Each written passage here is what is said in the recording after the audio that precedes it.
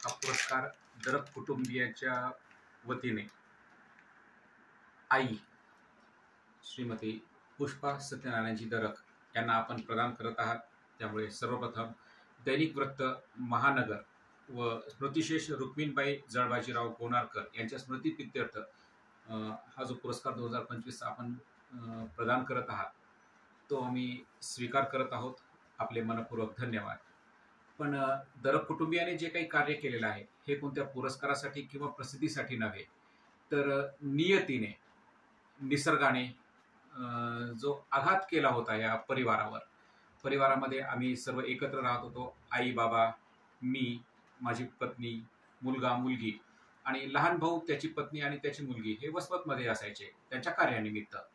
पण घडलं असं काही विचित्र, सर्वांसोबतच घडत असतं पण इथे जास्तच विचित्र झालं की पहिले बाबा गेले आणि बाबांच्या 1 वर्षानंतरच लहान भाऊ पवन हा तब्येतीच्या आजारामुळे गेला आणि त्याची पत्नी, वय वर्ष त्यावेळेस अंदाजे 32 वर्ष होतं त्याच्या पत्नीचं, आणि त्याच्यासोबत एक मुलगी होती 5 वर्षाची। नंतर आमच्यासमोर प्रश्न पडला की ह्यांच्या कुटुंबाचं पुढे काय करावं।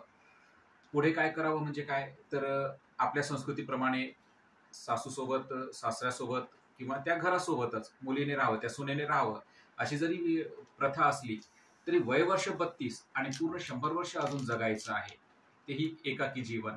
आणि ज्याला आपल्याला चित्रविचित्र प्रथा आहेत आपल्या समाजामध्ये, त्या प्रथांना बाजूला ठेवून आपण शिकले सवरलेले आहोत, विज्ञानवादी विचाराचे आहोत, प्रगल्भ विचारांचे आहोत, आणि म्हणून आईने निर्णय घेतला की या मुलीचा आपण पुनर्विवाह करून द्यावा।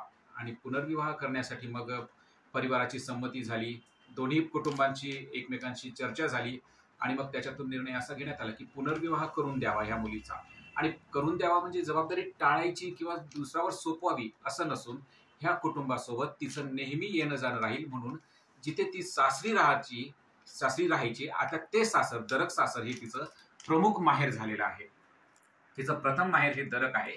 हा निर्णय आईने घेतला। आईसाठी ही खूप मोठी गोष्ट होती की असं काही करणं, म्हणजे आधीच बाबा नाहीये, त्याच्यानंतर हा लहान मुलगा जातोय आणि त्याच्यानंतर त्याच्या मिसेसचं म्हणजे सुनेचं पुनर्विवाह करून द्यायचा आहे।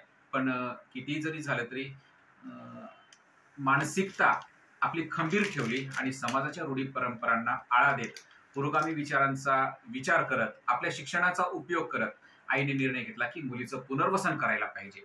आणि मग पुनर्वसन करण्याच्या हिशोबाने परभणी निवासी झंवर परिवारासोबत तिचा विवाह लावून दिला।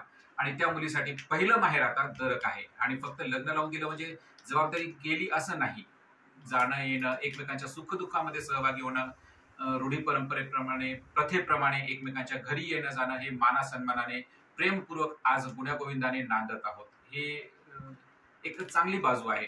काळाने जरी आघात घातला तरी सुद्धा परिवाराने त्याच्यावर, संकटावर मात करण्याचं बळ ईश्वराने आम्हाला दिलं आणि आईने हा निर्णय घेतला, त्यामुळे पारिवारिक सर्व कुटुंबियांनी त्याला साथ दिली।